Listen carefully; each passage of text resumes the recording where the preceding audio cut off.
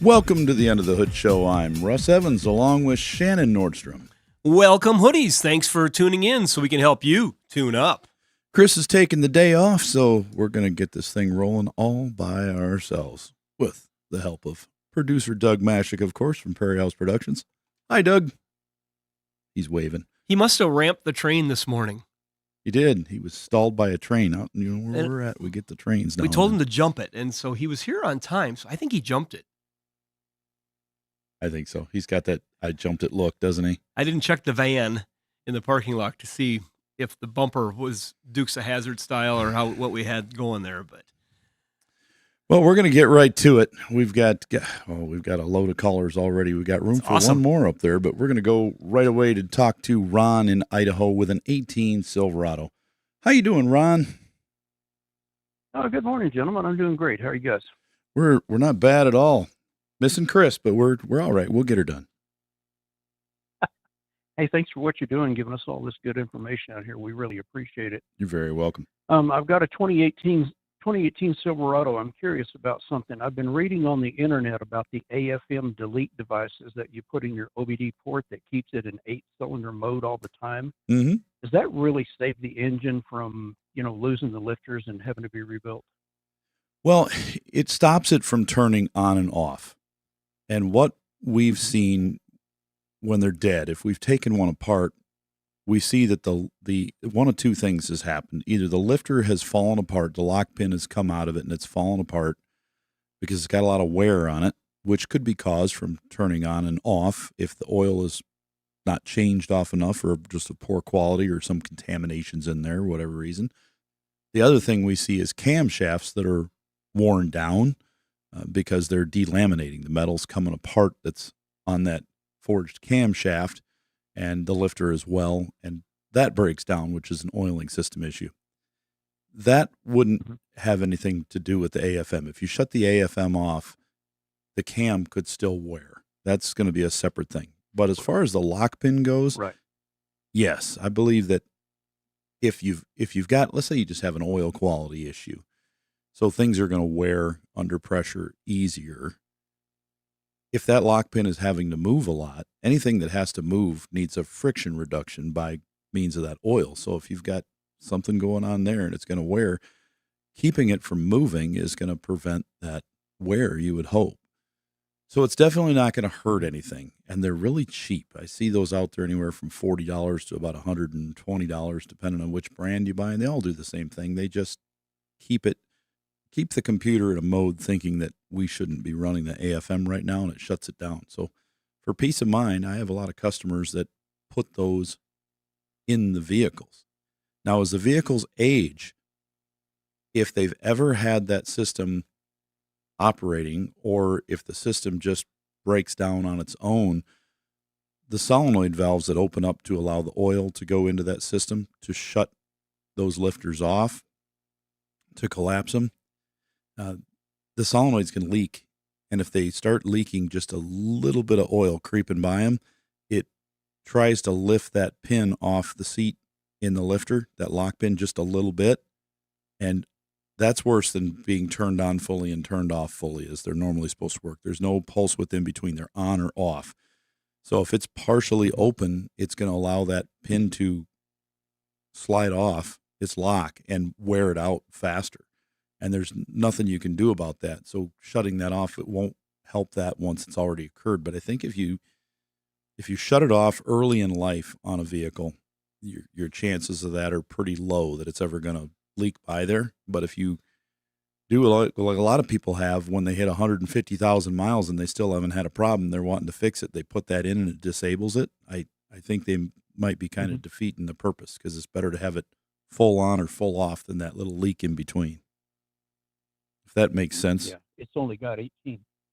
It does. It's only got 18,000 miles on it, and it gets regular maintenance. With that low mileage, I probably might be a. If the question was with 18,000 miles, do you think there's any significant wear in those solenoids yet? I would say no. I would say you're probably pretty good.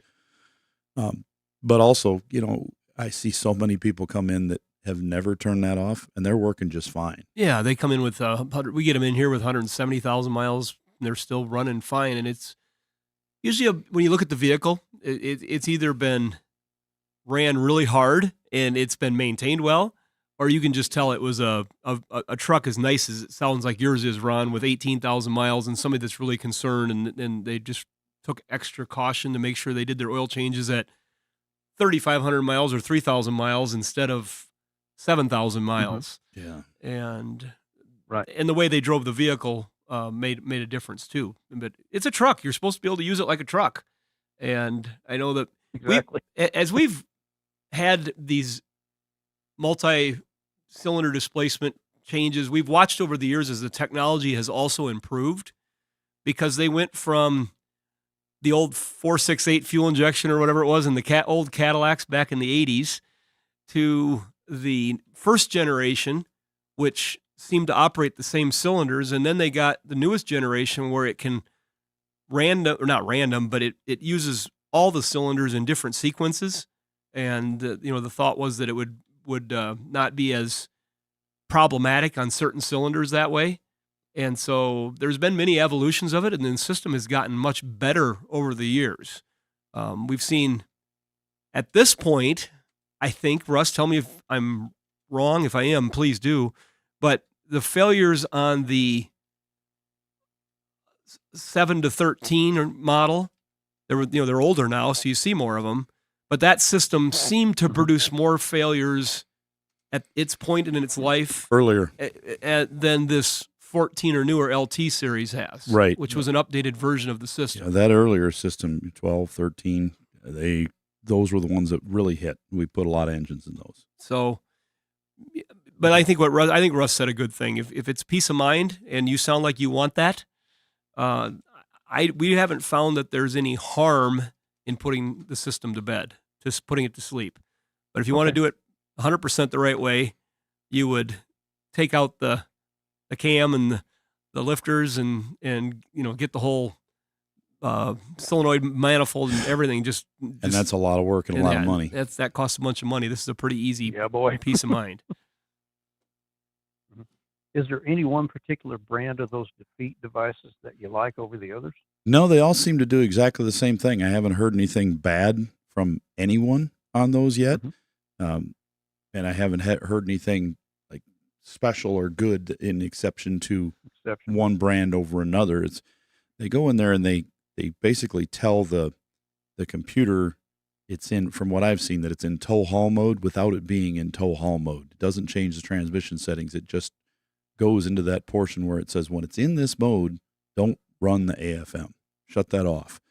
And it does that.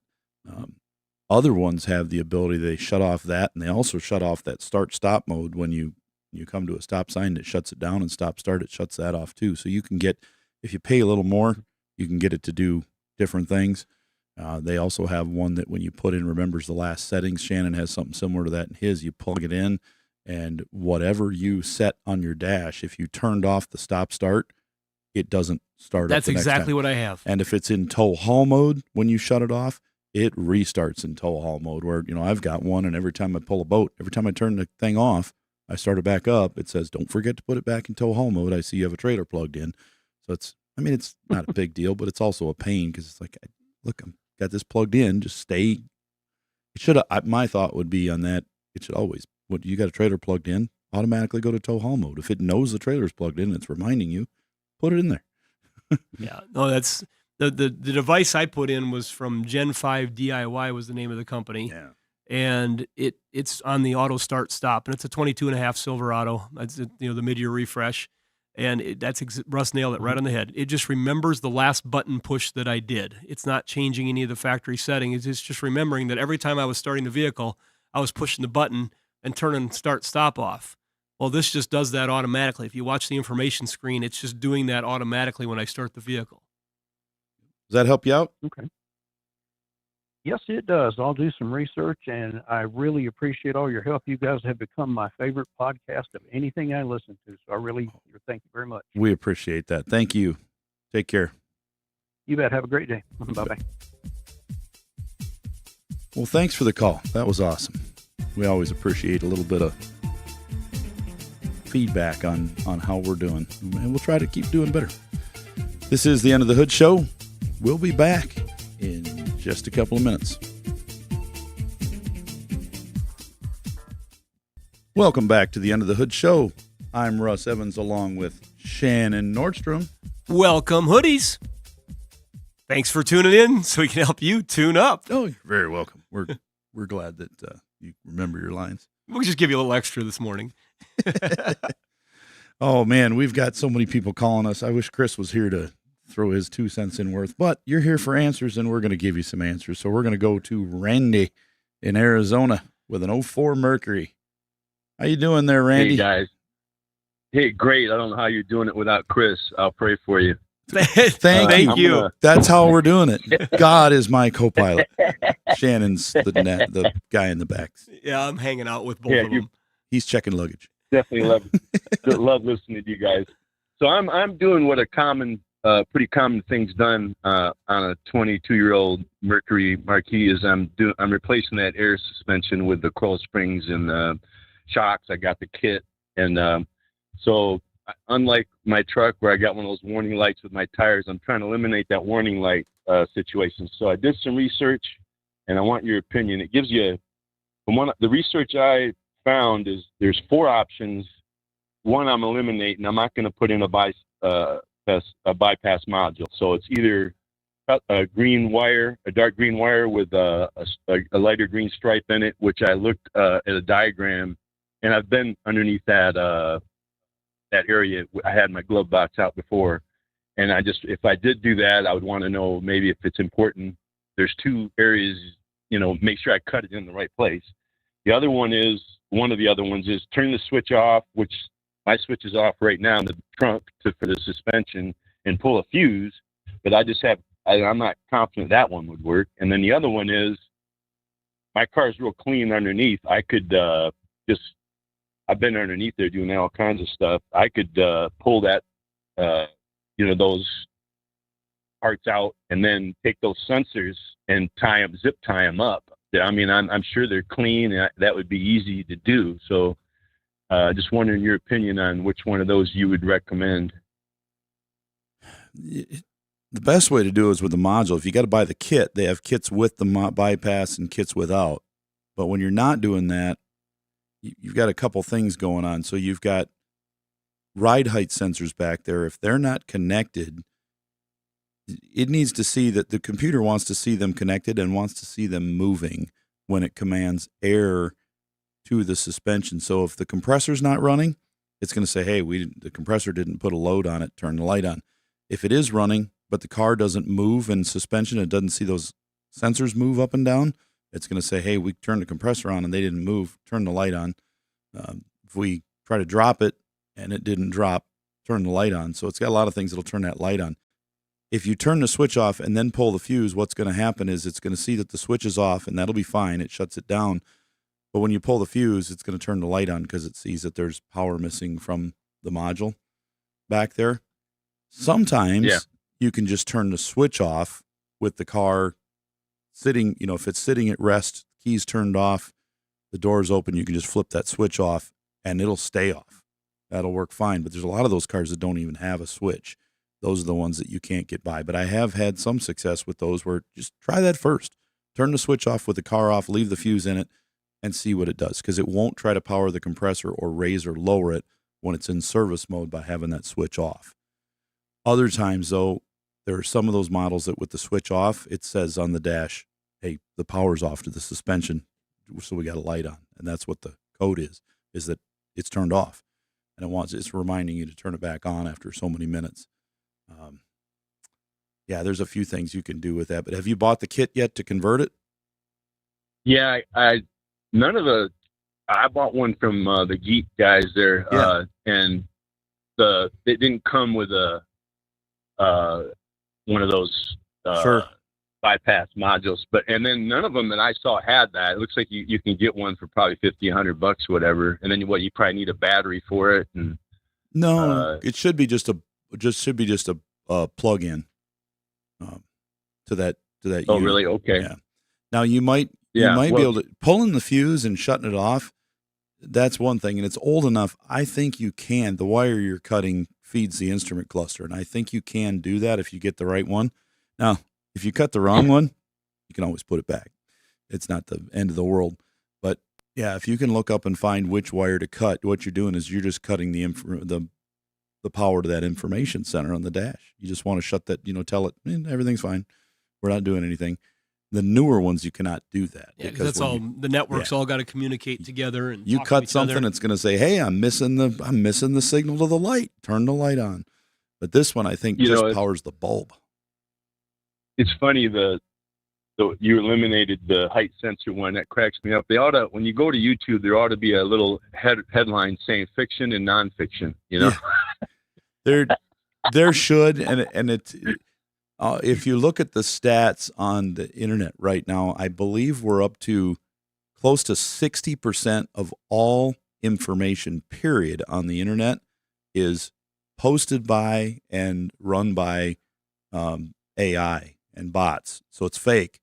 So when you're looking at the posts on Facebook, I used to enjoy, just 3-4 years ago, reels on Facebook and posts on YouTube and Instagram that were, somebody had to work hard to post crazy, funny content. You'd see a car crash that was a stunt and staged, and it was real. Like when they jumped that Dukes of Hazzard car, and I think it was in Michigan 7 years ago, they had that huge jump and just destroyed the car. Well, it was 100% real. Yeah. Well, now they're doing that with AI, and if you watch it close, you'll catch the spots where they screwed it up. But like you said, so when we post on our YouTube page every week, if you haven't seen us, you can be scared and see our faces there. But on YouTube, it asks me, is there any AI generated content? And if I do not click, if I had it in there, which we never have, and I clicked on the box that said, or didn't click on it for AI, they can take your page down and just ban your channel. But there are hundreds of thousands of people that never put that in. And when you see it, it'll give a warning. Right as you turn the video on at the top, it says contains AI generated content. And I've seen plenty of that, but I've also seen plenty that are horrible AI with bad information, because you can ask a channel to just, you can ask AI, create a video on disabling air ride on a Mercury, and it'll come up with whatever it finds on the internet, good or bad, and it'll post it like it's the truth. So it's hard for you to find that. You've got to find a guy or girl out there that's actually done it. They're showing you the procedure as they do it and how it worked. And I think I believe for sure you can find that if you take a look. You gave me peace of mind in two areas. One is if I cut a wrong wire, which I'm probably not going to do, then I could just reconnect it, because the fear was cutting a wire and I'm screwed forever. Yeah. The other thing is I had that switch off and left it off by accident, and I drove my car around and no light came on. Then keep doing it. So I'm thinking so I'm thinking that just as simple as just turning that switch off, it will probably remedy the situation. So I appreciate it. Turn off the lights. A lot of people too with the air ride problems, they're like, oh, hey, my bags are blown out or whatever, and my air ride's not working. They turn the switch off and they're like, well, I've been driving it for 6 months. Did you notice anything? No, it drives exactly like it did before. It seems fine to me. Like, well, maybe you just want to leave it. Don't convert it. Don't do anything. Just leave it. Some of them work pretty good because the air bag is what they call an air spring. It adjusts the level of the vehicle, but it uses the springs of the car, if it's equipped with coil springs back there, to keep it level.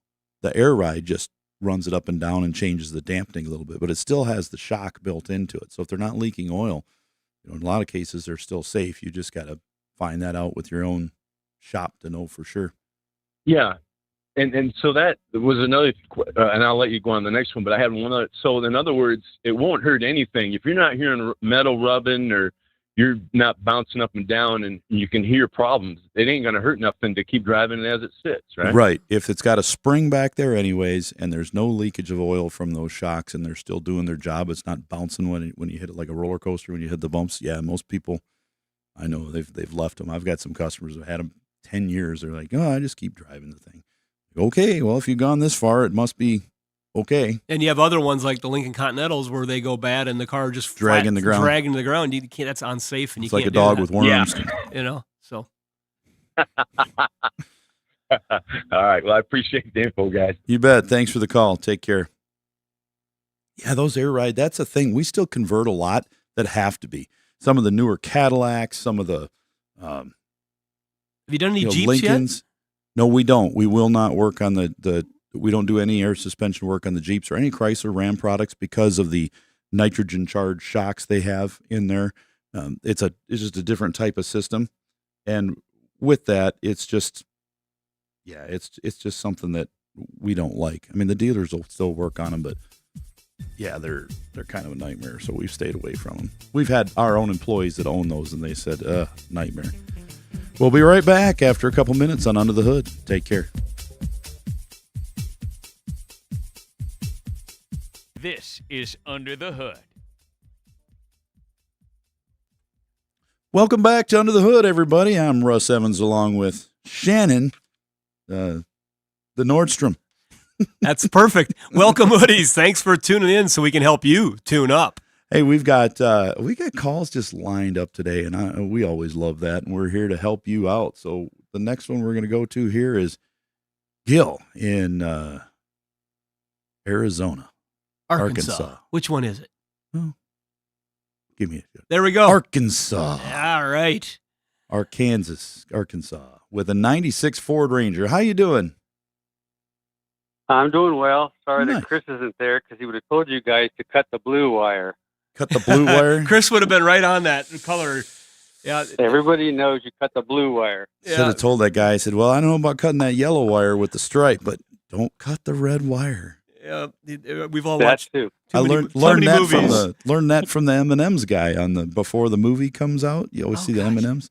I never Cut got the red wire. I think I've only been to a movie early enough once to see that I before the movie. I believe it. You're probably like, well, it says the movie starts at 7:05, which means we can get there by 7:20. We'll miss all the previews. I may have that in my math. I'm the guy that gets there early before Melissa Menudo or whatever her name is. Is that her name? I've seen it once. But the screen is dark still. Yeah. And the curtains are closed. They're doing They the have- interview type stuff. No, So- nothing. It's like dead silent. Oh, The I've people never- are still coming Oh, out. gosh, never been there that Yeah, soon. I don't they're think. still coming out. My popcorn's gone before the Oh, previews even start. So what can we do for you with your 96 Ford Ranger? I'm calling to give a report and to ask another question. all right. So Okay. a while back, I called and we had a fuel pump issue and we replaced it. And then it had a rough start on hot days, which you said to put in CRC guaranteed to pass, Yes. which I CRC. did. And you said even try it twice, which I did. Mhm. And now I don't even think twice when I start it up on hot days. It just fires up. No stumbling. So I want to say thank you on that. Perfect. That sounds good. We'll say a thank you to CRC. They'll appreciate that. Good cleaner always helps out Okay. a lot of things. Mama told me Okay. clean my room, and And I would never know if it helped or not. okay, so besides the other question I also have, back to CRC, when should I run it again? How many miles are you putting on this thing a month? Maybe 500? 500 a month? Maybe. That low? How many of those miles are in one drive Yeah. where you're getting the vehicle heated up and through a really good heat cycle on the engine, or are they all little drives? It's 11 miles each way. I'd probably be doing it every 2 months. Those are really short trips, and that's Okay. what's going to happen. So you're going to get condensation buildup in the engine when you shut it off as things cool and heat up, and you're going to have carbon that's unburned fuel and things that hydrocarbons they get on those injectors and in the back of the valves, and it just sits there, and then it hardens up and it keeps building up. So if you told me you ran this once and it got a little better, you ran it twice and it worked really good, yeah, I'd do that every couple months because it's cheap. It's cheap insurance. It keeps it clean. Do that, and then see where you're at. I mean, if you go a little too long without doing it, and it starts running poorly again, you can do it again. Well, that's like every other tank. Then it sounds like, because I only, Right, because that's still going to be like every 4 months. no, it's about once a month. Okay, yeah, you could go every couple months. Okay. So now, when I called in the last time a little while back, I'm the guy that had put in a brand new clutch. A year later, the pedal got hard. It's been bled a million times. and it only had like 2,000 miles on it. Mm-hmm. So my son and I replaced every part from beginning to end, just because it was driving me nuts before, because I could be at a stop, push the clutch in, and the clutch was released, but the disc wasn't spinning enough to allow it to go into gear. I'd hear a thump in every gear, and then all of a sudden I'd have to give it a shove, but I didn't get no grind. So anyway, we replaced it and everything. But the question now is, after it's all done, it works beautiful. Looking at the pressure plate, half of it still had the machine marks, and the other half showed where it was actually grabbing or wearing. But like I say, half of the pressure plate still had perfectly machined marks in it after 3,000 miles. Any thoughts? Just because?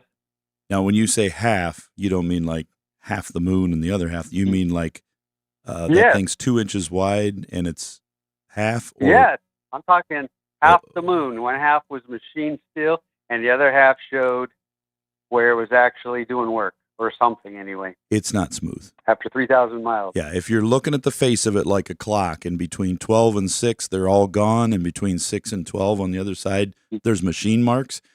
That then it They was were either still there, yes. Yeah, then either when they made that, either it's bent, which is very unlikely, or they machined it crooked. When it was on their machine, it wasn't sitting level, so it was wobbling as they machined it. So half of it is machined further down than the other side.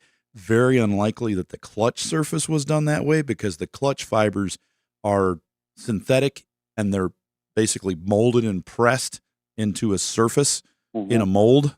So thousands of them coming off their machine would be that way, but it's very likely that when they machine the clutch is that way, and especially if it shatters. If you try to release that clutch, if it no chatter, then it's gripping, but it's not right. It'll never wear into a pattern by itself. It'll cut down the side of the clutch that it is grabbing on, the side of the flywheel that it's touching. That will wear down until it's even all the way across. And it's going to take a while, but it'll wear down. But it sounds like it's off, maybe even by 1,000th. It's just. Well, like I said, we put brand new everything in it just because, and because, like I said, it was hard to go into gear when you're at a stoplight, and it's like, okay, I need to move, and the pedal was getting stiff. So, like I said, we put all the new parts just because I wasn't going to live with it. And just on inspection, we noticed the way it looked, and we've disposed of it now, but it was just odd to have perfectly machined side and one side that actually was working, You're talking even about though there was no chatter. The original, right? The one that you took out? Yeah, it was only 3,000 miles old. Okay. And then the other thing that could do that, it's, somebody will probably say, oh, you forgot about this. Well, when the flywheel is bolted to the engine and torqued down, if it is not torqued in a crisscross pattern in several steps, it could have been bolted down tightly, just a little crooked. So it's tighter on one side than the other. And if it's not flatly seated against the crankshaft, it's going to wobble back and forth. So your clutch disc coming out straight is going to wear it funny. But more than likely, because that's always in a different position when you release the clutch, I'm thinking that your flywheel was just ground.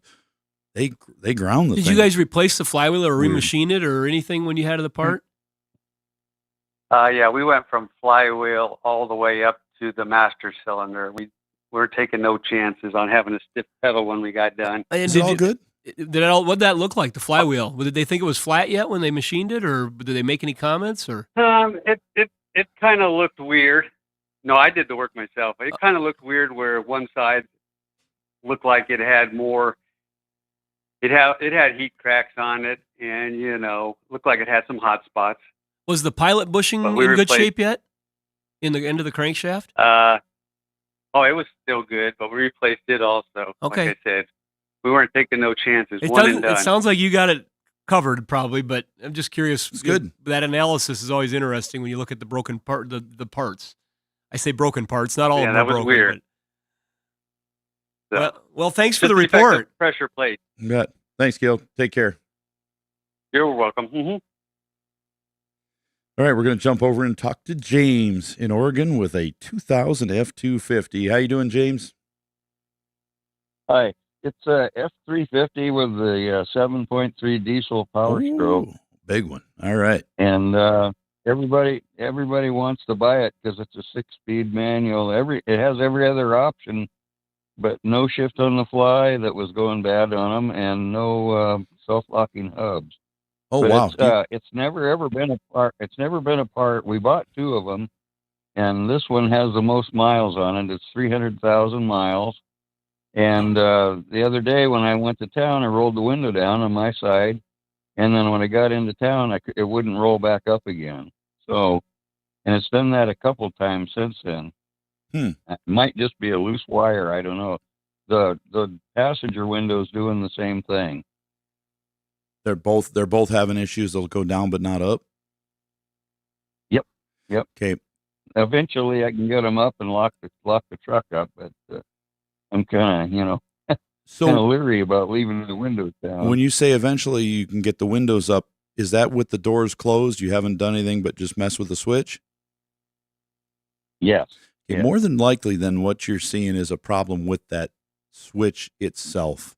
The switches are very common. We still put a lot of those in those model trucks and the Chevys of that year. When you have the door open, rain gets in there, snow gets in there, all sorts of things, and can corrode the terminals.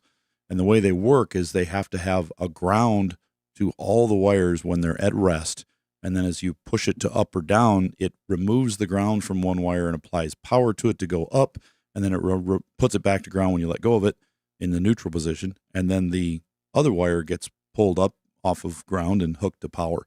So if I would think wiring only if you move the door, you open and close it a little bit, wiggle it around, and then it works. But with what you're have going on there with that, I'm thinking more of the switch. Our partner over at Standard does sell a really nice door switch for these things, window switch with the lock and everything. And they're built, they're more weather resistant inside. They're built with good quality terminals. So I think that would be my first thought.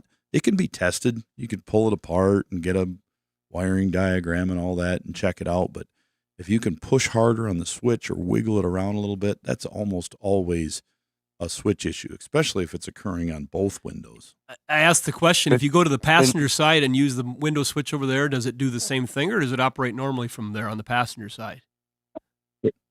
It's doing the same thing. And I was kind of thinking maybe it was because the sun was hitting the door when it was parked, and then, driving down the road, it gets cooled down, I guess. But you're right. It can. If the switch is getting poor ground inside of it, that can do that. And then if you lose the ground in the driver's switch, the passenger window switch won't work either. Or if you unplug the switch. Standard parts, are they still available at Napa? Yeah, you can get standard at pretty much every auto parts store carries it. Advance Auto Parts carries that. Okay. That's where we get them around here locally. You could pick them up at other stores too. But my brother and I, we used to trade every 10 years, but we got these diesels and they're still so getting good. really good mileage, and that's a good they've truck. never been apart. You've got the hidden gold right there. 350. Yeah. Well, every time anybody messes with it, they want to buy it. So I guess that means something. Yes, it does. Well, but I never figured I'd be driving a 26-year-old truck. Well, it's a lot of miles, and it's been a lot of money saved, because if you go to replace that truck today with the equivalent truck, you're going to spend a lot more money. A lot of money. Thanks for calling us. Yeah, we bought both.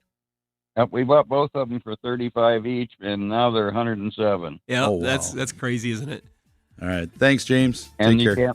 You can't buy a manual transmission anymore in a truck. Oh no. All right, take care. Thank you very much, guys. You're welcome.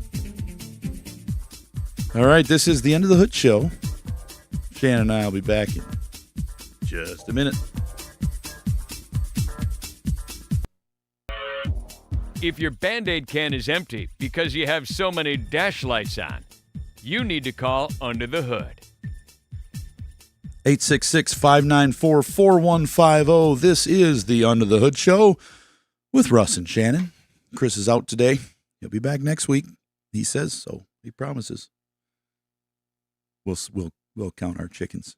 He'll be here. He'll be here, and he needs to be here because otherwise we're going to leave Russ solo, and I don't like doing that. It happens now and then, but we're going to jump right back on the phones now because we've got people to talk to. We're going to talk to Mike in North Dakota, and Mike has a 2013 Suburban. How you doing, Mike? Pretty good. How you guys doing? All right. I'm liking it. It's a good day. Every day's a good day. Yeah. 2013 Suburban, 255,000 miles. Last January, I was about 30 miles from home on a shopping trip, driving through the grocery store parking lot. The trans kind of slipped a little bit, and I parked it, went inside, left it running because it was about minus 25 out that day.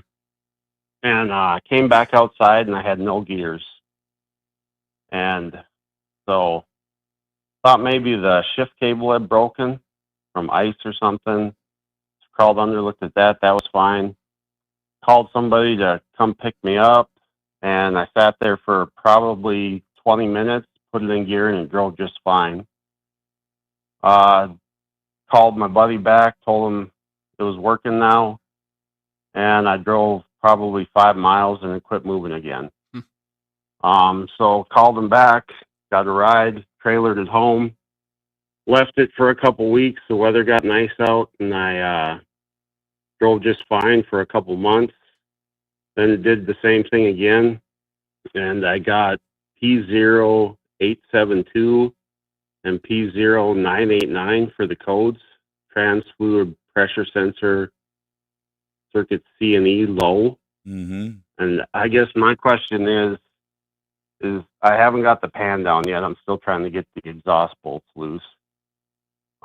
Is that like just a solenoid type sensor up in there that I can replace, or how's that work? It's not the sensor causing the problem. It's the problem causing the sensor reading of no pressure. I think you actually have no pressure and it's not going anywhere. And that pressure problem might be caused by something in the fluid that's not supposed to be there.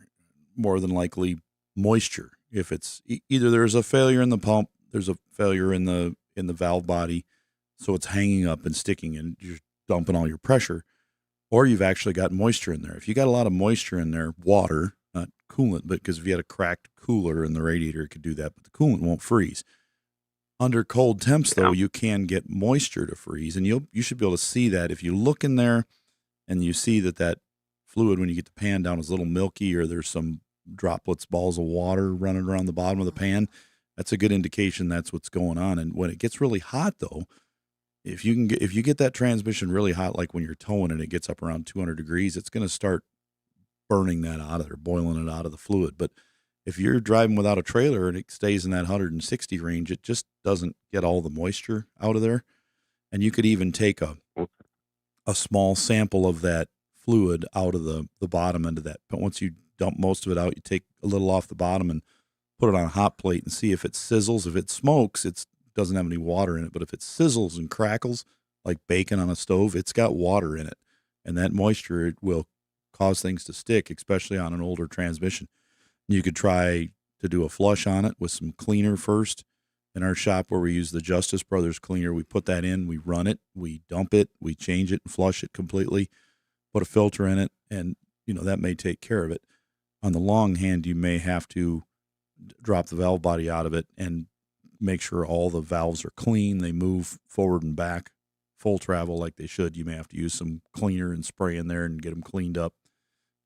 And that could be good going on. It doesn't sound like your transmission has got a major failure. It sounds like it's either got moisture in it or it's got a sticky valve body. The fact that if you would have said it started and went for 5 miles and then quit again and that was the end of the story, that was going to be a different answer. When you said you went 2 months, yeah, and it seemed like it shifted fine during that 2 months also, it behaved normal?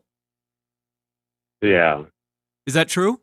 Yeah, it drove just fine. I mean, it's kind of a second vehicle, so it only makes 10, 20, 30 mile trips. There you go. Well, I think once you get that pan off, you're going to have an immediate tell.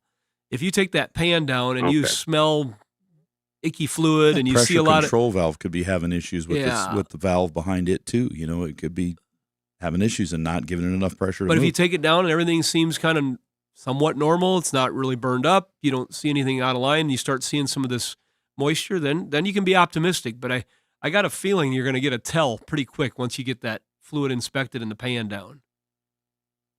Okay. Does that help you out? And then just maybe new filter and flush. Hopefully it Yes. takes care of it. That's what with we would start with the additive. with the cleaner first, before Yeah. you run it, and an Yep. additive after. All right. Yeah, that's perfect. That's kind of what I was hoping for. All Thanks, right, guys. Thanks, Mike. Take care. We're going to jump over and talk to Bob next in Minnesota with a 15 Jeep. How you doing, Bob? Pretty good. How are you guys? How's the family, Shannon? Pretty good. I think this sounds like Bob Backer, I think. Yeah. Yeah.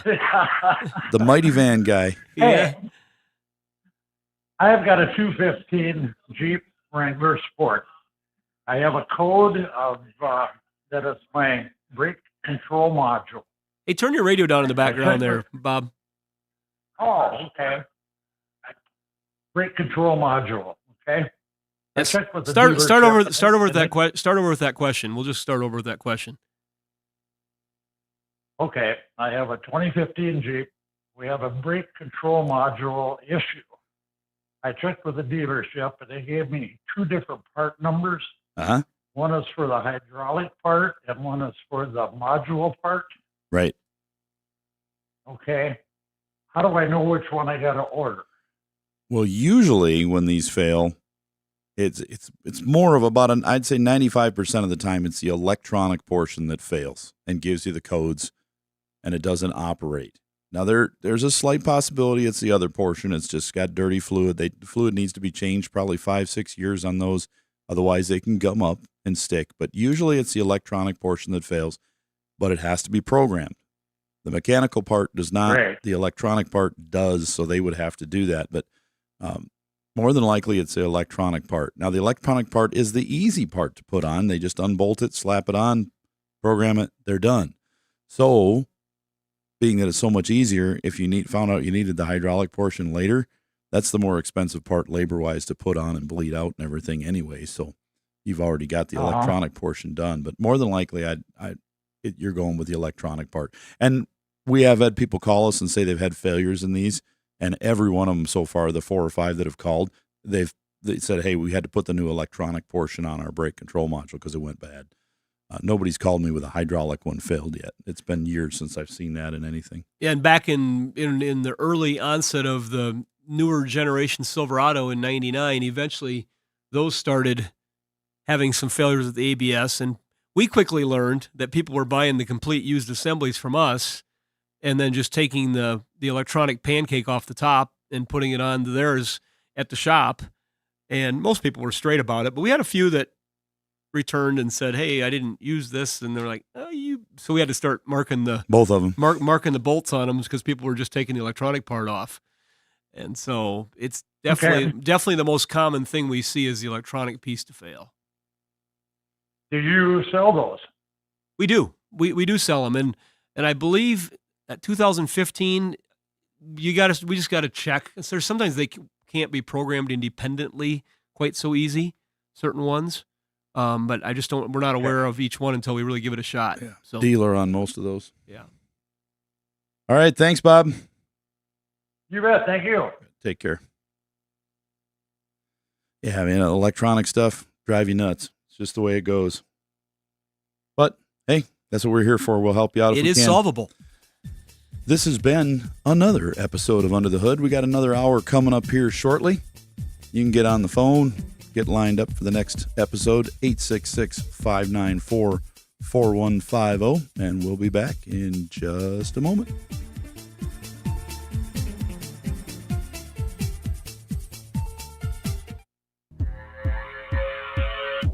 You're listening to the Nordstrom's Under the Hood Show with the Motor Medics, Shannon Nordstrom and Russ the Super Tech Evans. Shannon is an ASE engine and parts specialist, and Russ is an ASE Master Certified Technician with extensive factory drivability training. The Under the Hood Show is heard weekly on this and other great radio stations. With Russ Evans, this is Shannon Nordstrom, thanking you for tuning in to the Nordstrom's Under the Hood Show. Have a great day, and remember, PTLA. The opinions heard on this program, based on the many years of experience of Russ and Shannon, are offered for entertainment value and as a guide to your repair needs. No guarantee to repair or cause is given or implied. Always check with your favorite certified technician and follow all safety procedures before attempting repair. The Nordstrom's Under the Hood Show with the Motor Medics is reproduced and distributed by Prairie House Productions. Have questions for the Motor Medics? Call our 24-hour toll-free number, 866-594-4150. All content of the Under the Hood Show is the property of Nordstrom's Incorporated. Copyright Nordstrom's Automotive and may be reproduced with our permission. Now, let's go under the hood with the Nordstrom's Motor Medics. Welcome to the Under the Hood Show. I'm Russ Evans along with Shannon Nordstrom. Welcome, hoodies. Thanks for tuning in so we can help you tune up. You can call us live at 866-594-4150 and get on under the hood, and we'll help you out with whatever ails you with your cars. I mean, that's where else can you get somebody to just sit down with you and give you a free car advice? Well, right here. That's where you can get it at. You might be able to get it somewhere else, but we don't care. We want you to call us. So we're going to go right to Randy in Arizona with a 91 Toyota. That's cool. How you doing, Randy? Yep, pretty good. Yeah, I have a 91 Toyota truck. I'm the original owner. Everything's manual back in them days. There's no electronics, which I like. Yeah. Because nothing ever breaks except my steering column, the tilt lever on the left, it still moves up and down to adjust the degree of the steering wheel. But I think it's the steering wheel's on the very bottom of the degree of its tilt. So when I get in my truck, it's pretty close to my thighs. I tried to raise it up and it won't go up at all, but the lever moves up and down. So I went down to my Toyota dealer and they looked at it and they didn't want to mess with it. So apparently they tried it, but they didn't really look into it or anything, I guess. They just tried to force it up with moving the lever. I've been doing it too. Is there any little trick to maybe get it up just one notch so I'll have a little more room on my legs? I can still drive the truck okay. The steering wheel I can still steer and everything okay, but it's just pretty close to the tops of my thighs. Yeah. And so I got you. You know, with any steering like that is just stuck in one position, you can usually get in there with a screwdriver and move that lever enough where you can pull the little stop off the rack, they call it in there. The cog comes off the rack, and so you can move it up and down. You should be able to get it to move up a notch. Okay. The reason the dealer doesn't want to work on it is because of the age. A lot of times they're afraid that they can't get parts, and they don't want to start taking it apart and then go, oh, we can't get parts for this. Now what are we going to do? We got it all apart. Now we got a customer. It's better for them to just say, nope, can't work on it. Randy, I'm trying to remember, and Russ probably has it crystal clear in his head already, but is that the style when you do the lever, the whole column goes up and down, or is it just the wheel upper portion of the column goes down? I think it's the whole thing that goes up and down, isn't it? Yeah, just the steering wheel moves up and down. Yeah. Okay. Not the whole, you're talking about the shaft, the columns. Well, no. A lot of the Ford vehicles, yeah, just the whole thing moves up and down, kind of like one assembly, but that's still a tilt. Well, it's a tilt until 94, I think. Yeah. So I think one thing for sure, you've been hitting the gym too hard, probably at leg day, and you got them thighs built up too big. You know, you're trying to impress the ladies down there in Arizona. Yeah. Maybe just lay off the gym a little bit. But one thing that is, if it doesn't work like that, that is going to be a challenge. But I would think that on car dash part, there might be someone that still has a column out of another vehicle that got wrecked, probably in their inventory. Yeah. And you could replace that whole column, which would be much easier probably than trying to take it apart and get parts. That's an easy one. If you don't have any success trying to find a little manual way to get a screwdriver in there, or I believe you can take those covers off too, and you can at least look at it better to see if maybe there's a piece, maybe the cover is holding it and it's not allowing it to detent all the way. and it just can't push all the way. I'm guessing they tried all that, but that's the thing is you just a good old manual inspection, remove some plastic covers and see if you can see anything more and get in there and get it back up there a little bit further. That'd be something that a general mechanic could do.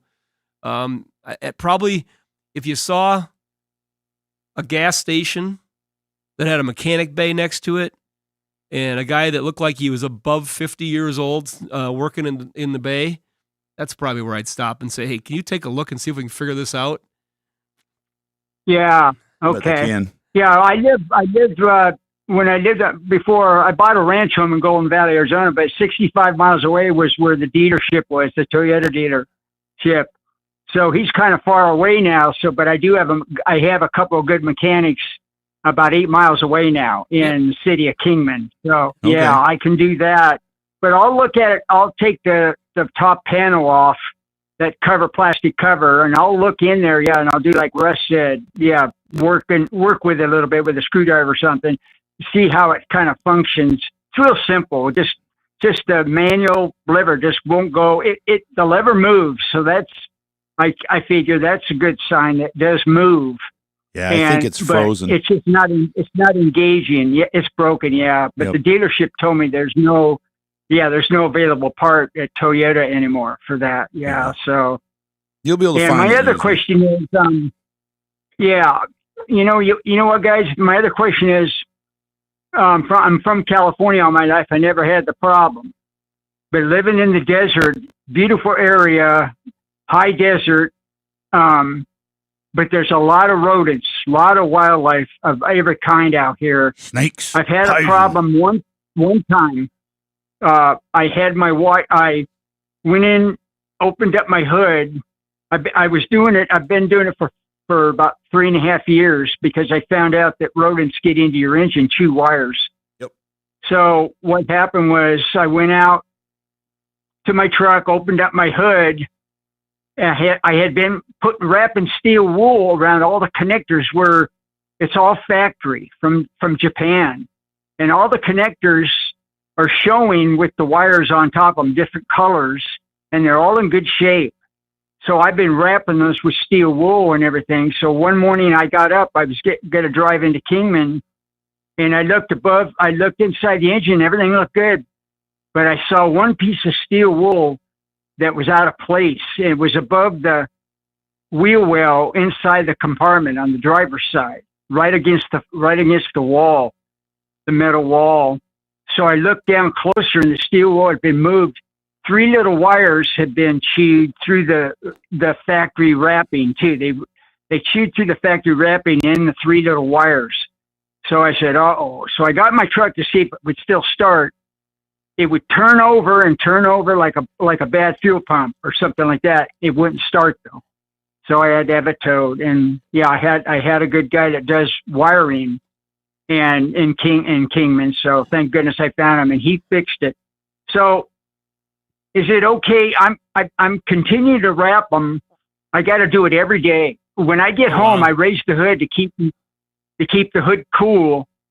The engine will cool off quicker. I raise the hood every day when I drive, when I come home, and so, especially wintertime, because the warmth of the engine will attract them. Exactly. But I've got it down now. I wrap everything really good. It used to take. Now here's my question. But now I wrap everything really good, and I put small rocks, heavy enough, on top of all the critical areas so they can't move the rock, and it's working. But now, you think the steel wool will cause corrosion at all? It might. What I do is when the hood goes back down, between the seams of the fender well and the hood, I run a piece of blue tape, masking tape. It doesn't leave residue on the paint or nothing. But it sticks good. So I'll completely seal the hood from rain, and it'll keep water from going in there and rusting out the steel wool, and it's working. It's a lot. You got to do this every day, but it's a lot of work. Or every time I drive it, but it's work, but it's working. Gotcha. But Might be an easier way. Yeah, the steel Yeah, Randy. Let's maybe there's something else you can consider too. Get on the internet, and there's a company out there. It's NHOU, and it's New Hampshire Oil Undercoating. NHOU, and they have a product called Mouse Out, and it's a peppermint based. It's a oil, and it repels mice, rats, rodents, all sorts of things like that can smell, that are mammals that can smell. And if you apply that, you might find that keeps them completely out, and you won't have to do anything else, because if it's dry under there, you put it on, it lasts for a long time, and it's pretty cheap. Yeah. You can buy it by, larger containers, but we've used that here, and I've had great success with that to keep rodents away from wires. So I would give that. It'd be worth shot. a try, because that routine sounds like worse than some people's bedtime routines. Yeah. You got quite a process going on there. There's other things you want to do in your life other than be tending to the Toyota before every day. That's for sure. Yeah. And it sounds like you're taking precautions to help your precautions by taping that hood, by taping that hood and everything. Yeah, but I think you need to maybe at least try that. And I know we had a story we put on, and we had pictures on our Facebook page about a guy down in Arizona that got pack rats under the hood of his new Corvette inside storage, and they came through the vent of the dryer vent, where the dryer vent had been. Yeah. So they're very persistent too. Different critters are. So we wish you the best in the battle. We got to break away for the commercial here, but we'll be talking to you more. Let us know how you turn out. Take care, Randy. Yeah, I do. I love your show. Thanks, you, guys. This is Under the Hood, 866-594-4150. We'll be back in just a second.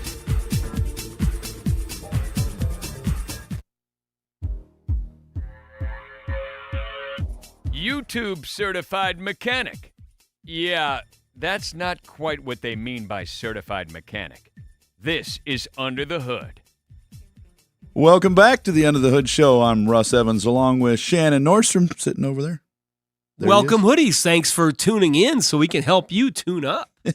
We're going to jump right back onto the phone, and we're going to go to Jeff, who has a 1923 Model T truck. What's a Model T? What is that, Shannon? I'm going to let you dominate this call, I'm sure. How you doing, Jeff? Pretty good. Can you hear me? I can hear you now.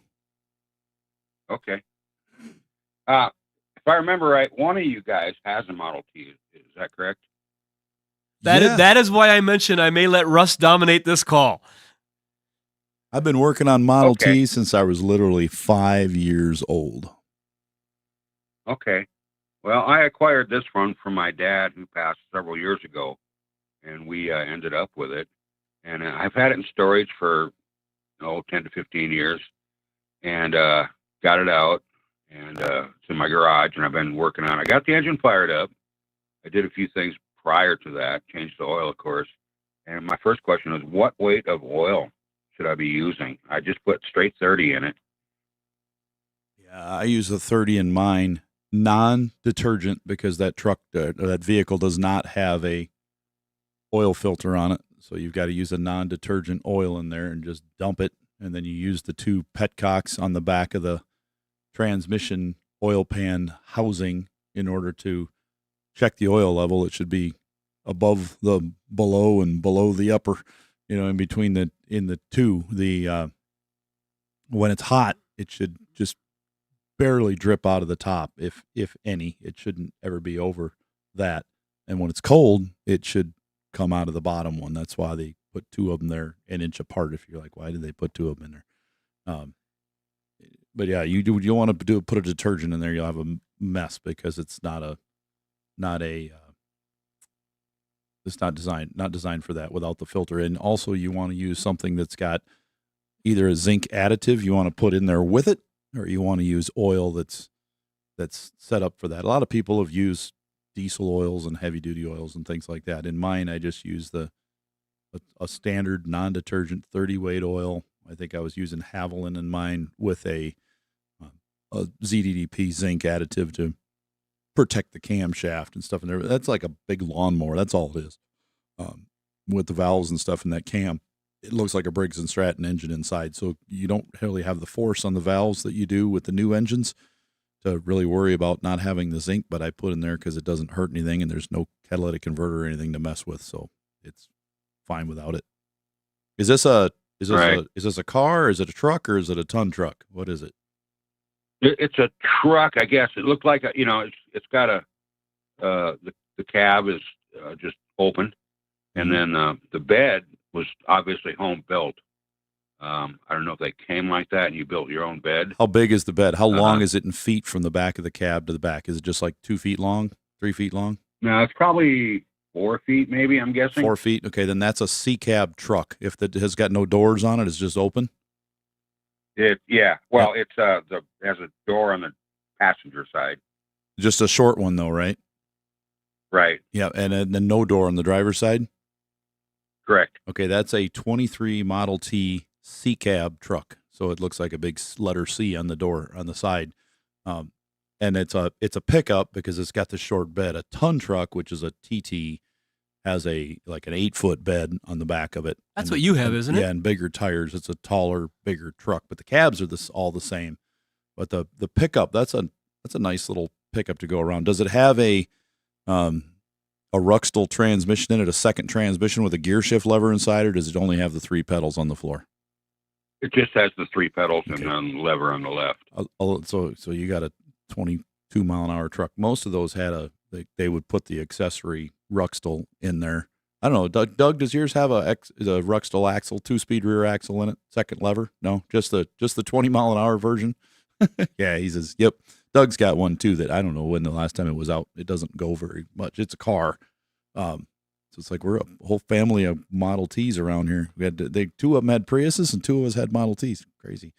What else you want to know about that thing? Okay. As far as the fuel, what I've done to it so far is I, of course, flushed the tank out real good. I took the fuel line totally off, blew it out. Okay. And when I put it all back together, I put an inline fuel filter in the fuel line, and then I removed and cleaned out the sediment bowl on the bottom of the tank, got it working again, got the drain working, got the fuel shut off working, and I went through the carburetor. I didn't replace anything in the carburetor, but I got it working now as far as the float setting and all that, where it doesn't dump gas all over the floor. Right. And then the fuel itself, I'm just using straight non-alcohol fuel or non-gasohol. And is there some sort of fuel additive I should be using to replace what used to be leaded fuel? You got to use a lead additive in every tank. Okay. I actually asked about that at the parts store or O'Reilly's the other day, and they were shaking their head like, nope, we don't carry anything like that. They do. They've got it on their shelf. I've bought it there before. You can go to Advance. They sell it there too. I believe the one they have at Advance is from Motor Medic. How ironic. I have an old jar of Motor Medic oil in my office. And it says lead substitute on it, but a lot of those guys, they're barely old enough. Most of them aren't old enough to know about the 60s cars or the 70s cars that required it. They're not going to even know. They're like, what's a 23 Model T? If you said, draw me a picture, they'd have no clue. They're probably thinking 2023 or something. Exactly. But yeah, you can do that. But as far as your fuel goes, Henry Ford designed that vehicle for farmers. And that vehicle is designed to run on anything from 0 to about 98% alcohol or grain alcohol right off the farm. That's the way it was designed to run. It will run on anything, and there's nothing in that fuel system that it'll hurt. It's designed that way. And I've run mine on everything from E85 is the strongest I could get for it. But there's the only difference is spark and fuel setting, and you've got a fuel knob right on the dash where the choke pulls out to choke it and then turn it for a mixture, and you got a spark control on the left side of the column. So you just adjust it for the best driving with whatever fuel you put in it. It doesn't care. It runs perfectly on all of them. I've seen absolutely no difference. When I run mine, I usually only keep about 3 gallons of fuel or so at a time in there, and sometimes I just put something different in there to see what it'll do. But I notice when I run the E85 and that thing sits over a couple years, it doesn't go bad because alcohol never goes bad. It's the gasoline portion of the alcohol that goes bad. So it lasts longer in storage that way. And I haven't had the rust problems in the tank, and I'm not sure exactly if it's evaporation or what that does that. But yeah, As far as long-term storage goes, I don't know if maybe sitting longer, the alcohol would evaporate faster than the fuel. I don't know. But anything else you got questions on the Model T? Yeah, I'm just getting ready to replace the clutch bands. I've watched quite a few videos on that. I think I can tackle that okay. I've done it. I actually have one of those clutch tools.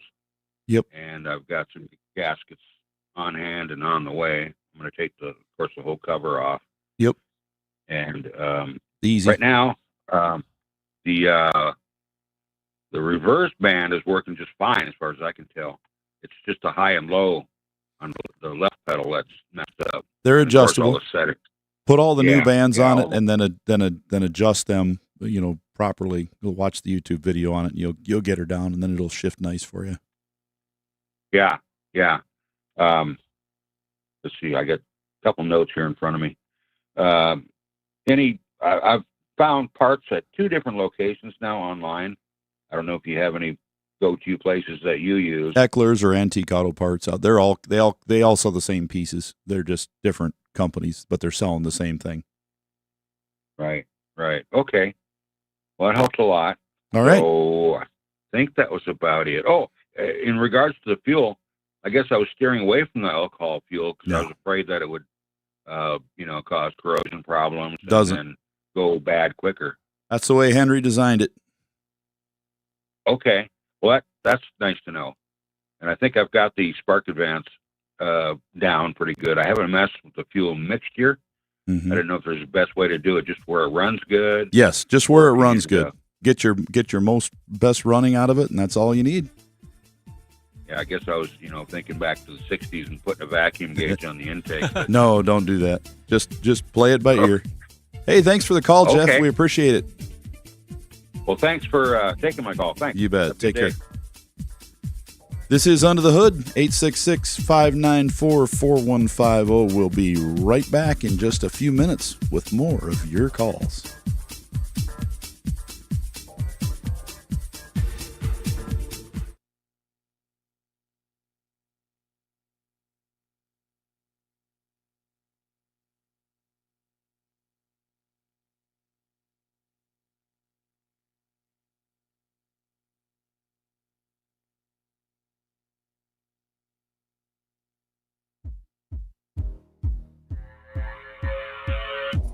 Find us on radio, YouTube, Facebook, and podcast by searching Under the Hood Show. Just like Chicken Man, we're everywhere. Chicken Man. He's everywhere. He's everywhere. Yeah. And we're right here. 866-594-4150. This is Under the Hood with Russ and Shannon. Welcome, hoodies. Thanks for tuning in so we can help you tune up. Hi, Chris. Wherever you are, we're thinking of you. You think he's watching us right now? Or listening to us? He doesn't. He's like one of those movie stars that doesn't watch his own movie. He'll sit down with his wife now and then and watch the show just to see how things are going with all of us. But he's probably sleeping right now, would be my guess. But yeah, maybe, I don't know. Maybe not. And just for we don't want to make Chris sound too weird here because he's sleeping right now, but he gets up super early, like 2 a.m. and does his main gig. So if I did that gig that starts at 6 a.m., I would get up like at 5 and get a quick shower, and I'd be out the door at 5:30, and I'd be there at 5 to 6, and I'd just do it, and then it would just be normal for me. But he actually prepares. Yeah, they do a great job. He's the man. All right. Jared in Tennessee with a truck. How's it going? Yeah, in North Carolina, actually. Oh. I still have a Tennessee number from when I lived in Nashville for 8 years. Oh, I see how that is. Never changed. How you doing? Sorry. Good. So I was curious about you putting a drain plug in your 10-speed. Obviously, GM. through the years. Yeah, GM. Obviously, through the years with steel pans, we put drain plugs in them, welded nuts on the backside, but hadn't quite put enough thought to figuring out how to do it with a non-ferrous pan. Well, what I did on mine is I just drilled a hole through there, and then I went over to Advance Auto Parts, and they happened to, our local one had one on the shelf in the help line there with all the doorman stuff. I don't even remember what brand it was now, but I just grabbed, they had a drain plug there. It was a bolt and a nut with a hole in the center of it and another bolt. So it came with two little washers. Yeah, it came with two little plastic washers so they wouldn't corrode.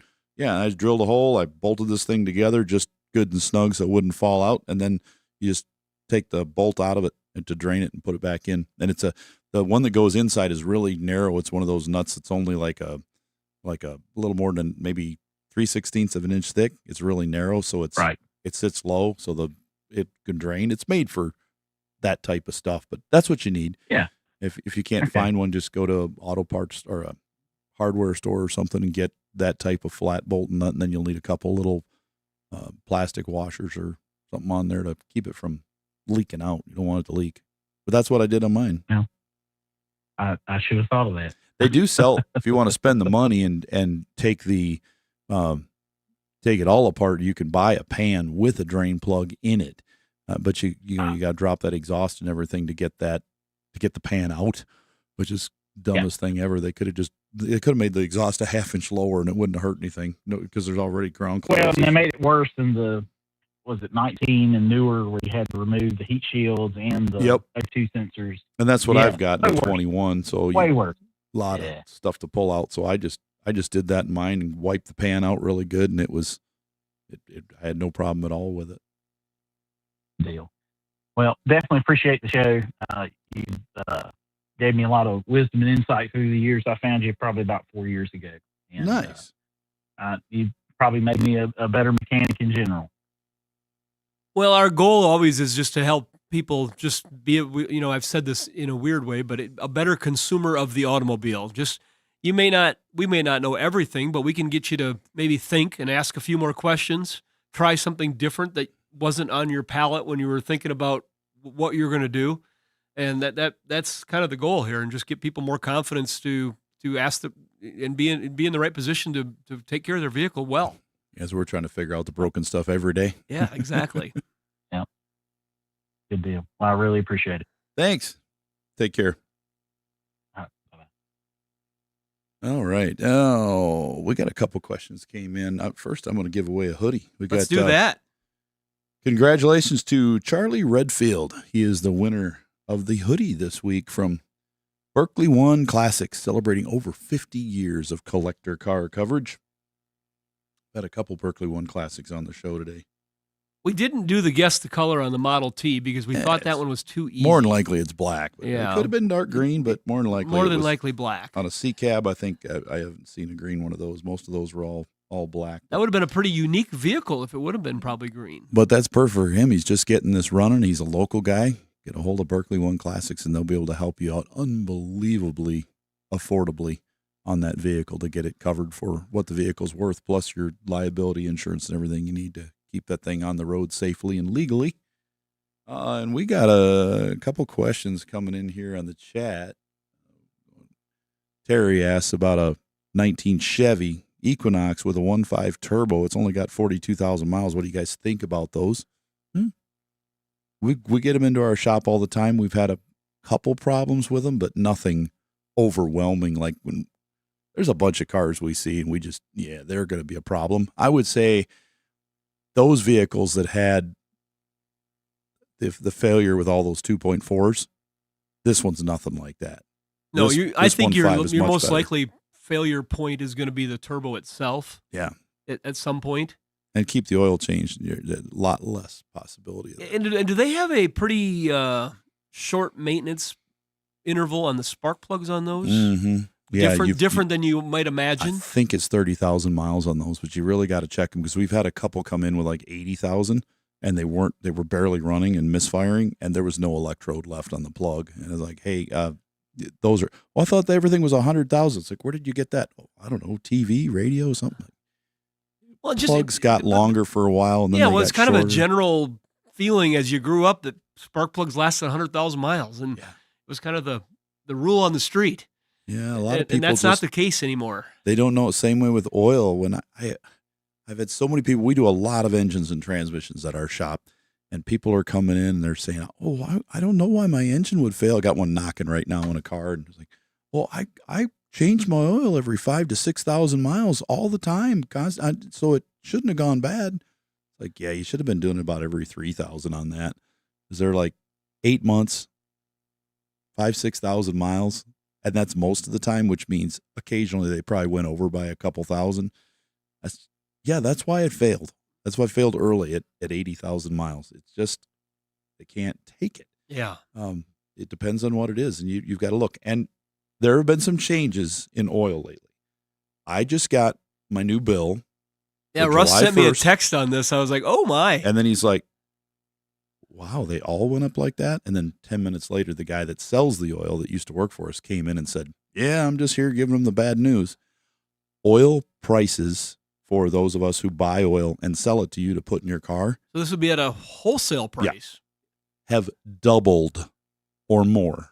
They were anywhere from 98% to 130% increase in the price of oil.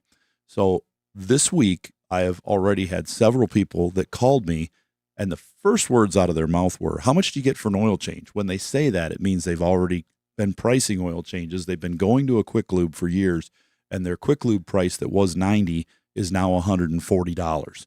And it hasn't doubled, but the price of that oil has really gone up.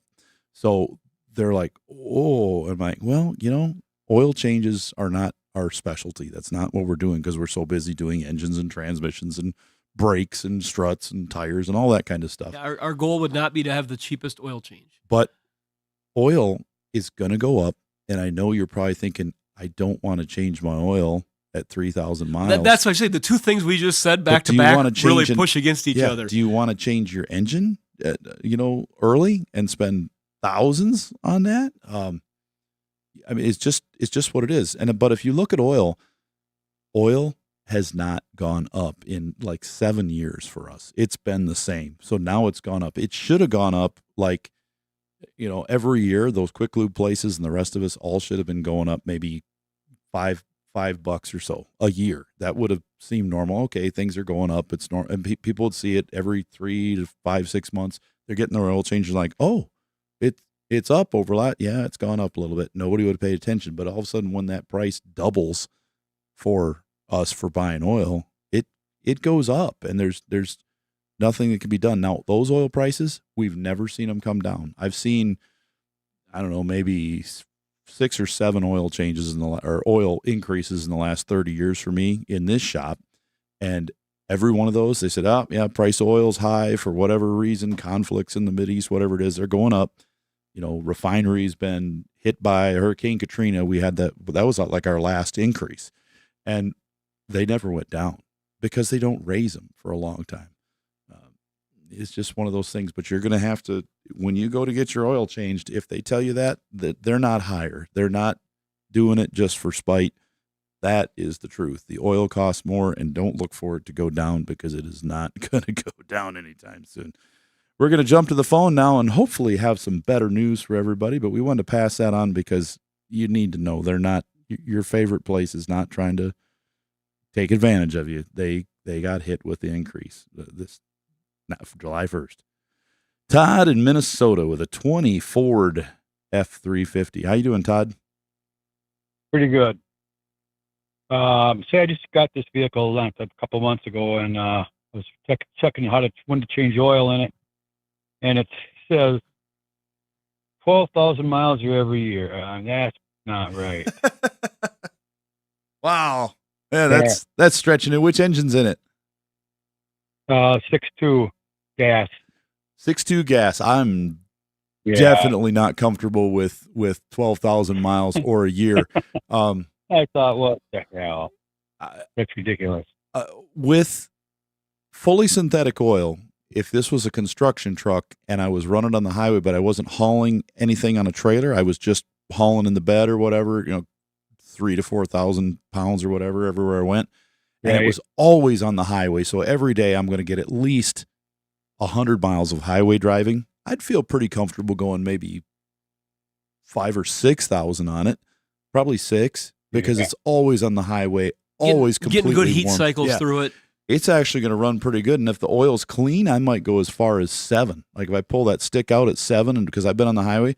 But for the average guy who's going to be putting, 1 to 2,000 miles a month on this thing, ooh, I'm going to watch that oil really close because the tolerances are pretty tight in that engine. So you're getting less hydrocarbons past the piston rings into the oil to get the oil dirty, but you're still getting it in there. Wow, that's a lot of miles. But what they're going to do, is that a 3-year, 36,000 mile warranty you got on that when it was new? When Ford I just bought it. I got a 4-year, 48,000 mile. Okay, so they're 4-year, Warranty 48,000 miles. So if that, let's say it had that from the factory, you're covered. The warranty's covering you for 3 oil changes, actually. The first 12 and then 12, 24, 36. 4 times 12 is 48. That's not much. And then after that, you get to buy an engine from them or wherever they're you buy it. extremely expensive. And the thing is that there was a big push. It seemed, I'm not going to say it seemed, we saw it, where the manufacturers were trying to give a good feeling of cost of ownership. And we started seeing with technology, the oils, I think they felt comfortable to be able to stretch out those intervals, stretch out those maintenance reminders to the point where they felt comfortable that it was going to be a good experience for the customer, mostly within the warranty period in the lifetime. But it's not the same that the engineers probably would have recommended, I doubt, to say, how do we make this last as long as we can? Sure. The engineering team and the sales team are probably There's a little bit of a debate there, I'm sure, at some point. Yeah. Does that help you out? Yeah, so I'm going to do it every 3,000 miles. I watch the like I always do. condition. I always do. Definitely not going to hurt a thing. But watch the condition of that oil. You may be able to go a little further to save yourself. Like we said, the oil's going up. Save yourself some money. But if you notice that every time you do the oil change at, let's say, 4,000, it's getting a little darker each time, you're probably going a little long, and that's building up in the engine. And that is important with the cost increase that we're talking about. Routines are routines. But you can observe what's happening too. Yep. And then make your decisions to adjust a bit. So, I'll keep doing my oil changes like that instead of buying a new engine or whatever. But what about that 10-speed in it? What about that transmission? Do I need to do something with that? Got 90,000 miles on it, and I don't know if anything's been done to it. At 90, it's time to change it. Those Fords, it seems like for our customers, when they get that, if they just change it, drop the fluid a couple times because it's not a flush transmission, but you drop it a couple times, like same day, at about 30,000 miles for the first one. But then after that, about every 60 or so, it seems, is about the sweet spot for not too dirty. So is there a filter in there too, or just there is, drain it and fill it? Most people are just the pan gasket's reusable, so they drop the pan down enough where they can get the fluid out of it, and then they put the pan back up and change it. That way, they just put it back on and refill it. And while it's down, you can get one of those drain plugs to go in the bottom of it so you can do it a little easier. Yeah. So, all right. Thank Sounds you. Good. Thanks, guys. Appreciate Take care. Bye. 866-594-4150. This is Under the Hood, and we'll be back. Well, before you can, what do they say that, Shannon? 2 shakes of a lamb's tail. You ever heard that one? I have. You got a mom. I know you've heard that one before. I have. I was just figuring which one you're going to use. I don't know if I've ever said that. I would have conflated like 5 different slogans and got something that made humor, not sense. All right. Here we go.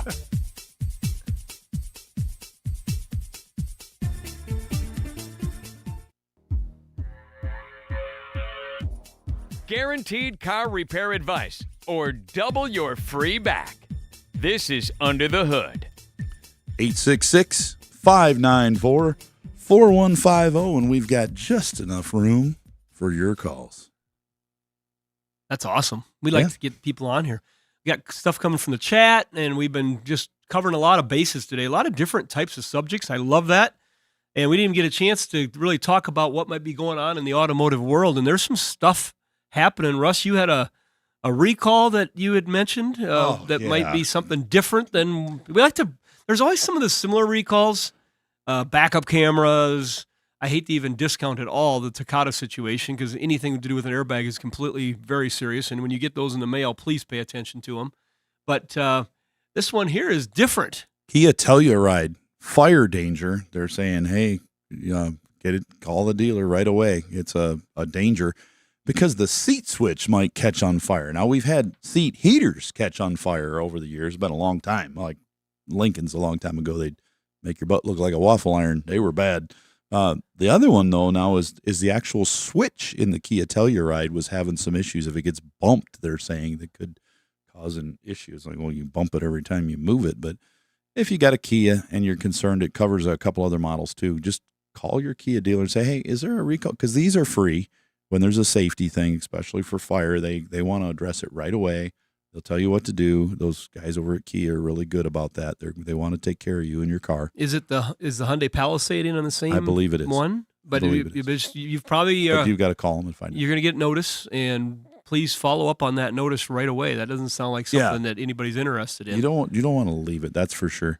We got a chat from Not Enough Gears. Wants to know he's got a 500,000 miles on an Escape.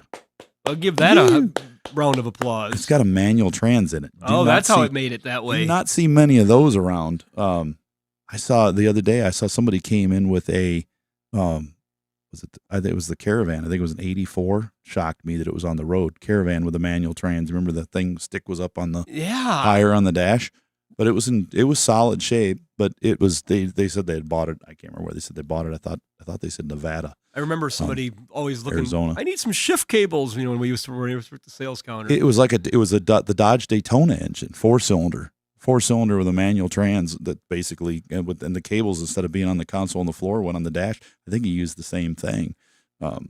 It's weird, but he wants to know if it's a 6-speed will bolt up. I don't know. That's one. Don't have a lot of experience with converting those because there just wasn't a demand for it here. But sometimes they will, if you can physically. There's a couple things. Physically, will they bolt up? Yes or no?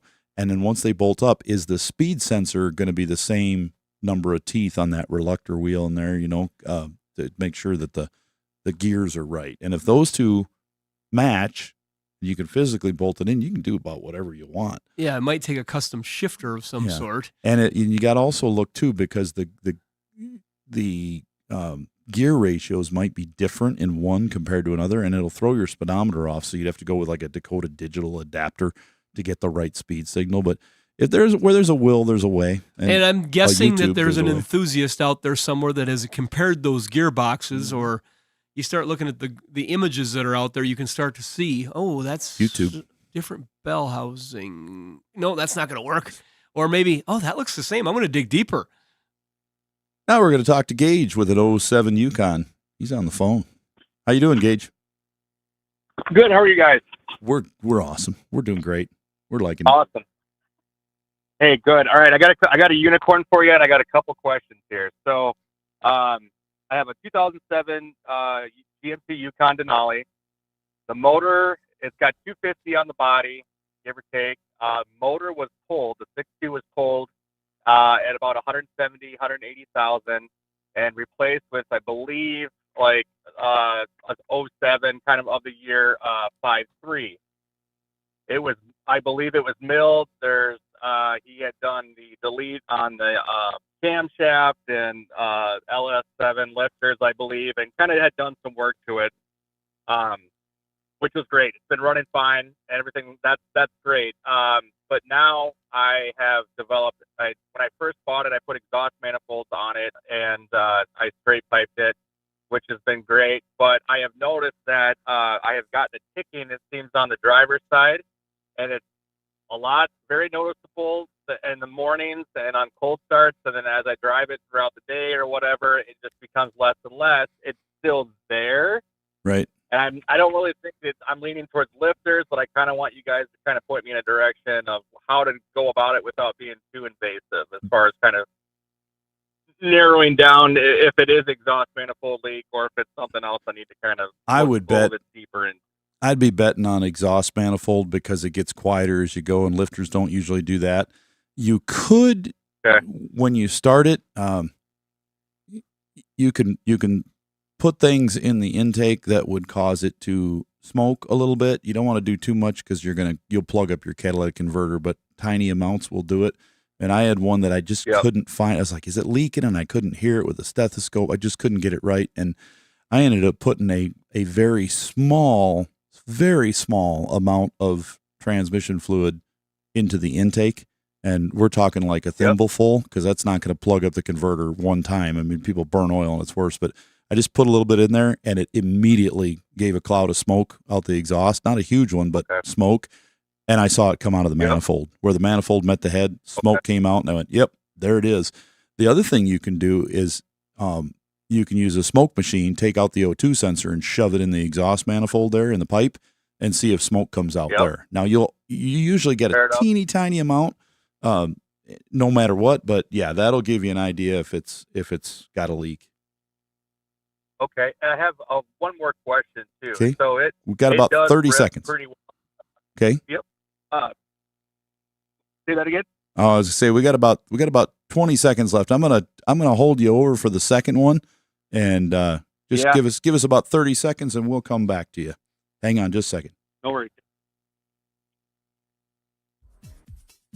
This has been another episode of the Under the Hood Show. I'm Russ Evans, along with Shannon Nordstrom. Chris will be back to talk to you next week. 866-594-4150. Thanks, everybody. We appreciate every one of you.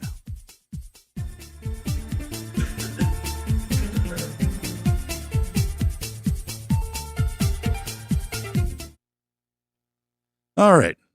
We're back again with Gage and his 07 Yukon. You got a second question for us? Yeah. So the other question was, obviously, I have found out that the vehicle is running off of the 6.2, or the 5.3 is running.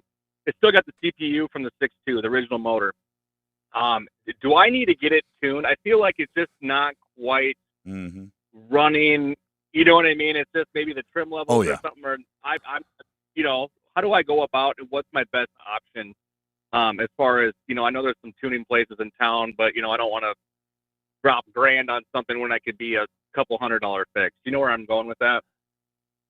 Well, I was just, one of the guys that does tuning in Sioux Falls was just at our sales counter the other day, and I was asking him a question, and he's a busy guy. There's a couple of them around, but he was a month and a half out when I asked him a question about doing something. Wow. And I'm going to guess that because of that, I didn't ask any pricing on what we were talking about, but you're gonna spend a few dollars. They're not looking to do this for fun. They've got enough demand. I would kind of be curious, Russ, what your thought is on, because that engine has been modified and has got a little bit higher requirements in stock. How close does that get to the difference in displacement, that they did, on that computer's ability to adapt to that? The computer is set up. It has a number in there. You can use HB tuners to change it, things, but it does have a displacement value that needs to be set, and also your fuel trims need to be set. And that curve goes by the displacement of the engine, and it wants to know what the bore and stroke is and the camshaft flow and all that stuff. So yes, getting it custom tuned can make a world of difference. And you can tune it to tell them, hey, I want this tuned towards mileage, or I want it tuned towards power, or a little of both. And then the O2 sensor will take over. What you've got, the O2 sensors will do enough that it'll keep the check engine light off, but it won't give that perfect smooth feeling you want by getting it tuned. You couldn't have said it any better, honestly. You couldn't have said it any better. That's exactly what I was going for. So I will look into it. I appreciate your time. Thanks for giving us a call. We appreciate it. That's first time I think we've had somebody call in that has actually done that, where they've taken out the wounded 6.2 and replaced it with a 5.3, but they did work to the 5.3 first. And to not have the loss of power. So is that something you did yourself, or did you buy it that way? No, I bought it that way from a guy north of town. He does it as a normal kind of thing. He's a big GM guy, and I got it for a good amount of money, and I've also had to put a new transmission into it. But considering weighing the cost of what I got it for and the condition, I think we're winning, as far as on my end. So that sounds good. Awesome. All right, guys. Thanks for your help. I appreciate it. Take care. Yeah, I mean, anytime you can save some money, if you could do some stuff for yourself, it feels good to be able to do it. Sometimes though, you don't want to do it because of the time it takes. And if you got the money to do something different, sometimes that's easier. If you got somebody you can trust, and finding somebody you can trust is huge too. It's amazing to me on I'm going to say at least a weekly basis, the number of times that we'll learn, and I'll just say it this way, like I said in an email to our staff, what the world has figured out before we have a clue. And by the world, I'm talking about the world of the internet, the Reddits, the YouTubers, the people that are starting to, they really dig into the specifics of one problem, and they start figuring out. All of a sudden, we get a call, and one other recycling facility we deal with on the network suddenly wanted to buy 23 electronic modules from the radios out of Chevrolet Bolts of a certain year. And they just, all of a sudden, I called it, they just sniped. They wanted to buy them all. And we all knew that somebody learned something, and they wanted to know that they wanted to buy these because they're not buying them to put in that many different cars. But what we found out after digging, there was only, out of those 23, there was only 2 of them that actually met the criteria of what they were looking for.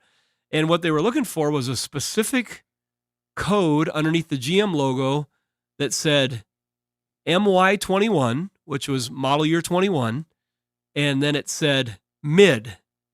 And we were like, what does this mean? Well, nowadays, a couple searches of a couple different angles on it's not good, it's not bad, it's mid. That's exactly what it was, Russ. A couple searches on the internet with AI, and we learned that there's people, and it was on a Reddit somewhere that it found it. They're looking for this particular HIM module, and it is a mid-level option, which also combined with option code OPY or something like that, because they can take that mid-level module and they can upgrade that because that has Apple CarPlay and some other things. It'll support a 10.7-inch screen, whereas if you had just the base model, it couldn't be upgraded. And it's all about using this module in other GM vehicles also for upgrades in an aftermarket kit that they're probably out selling on eBay for a package price, but they have to have that module to start with in order to do the upgrade.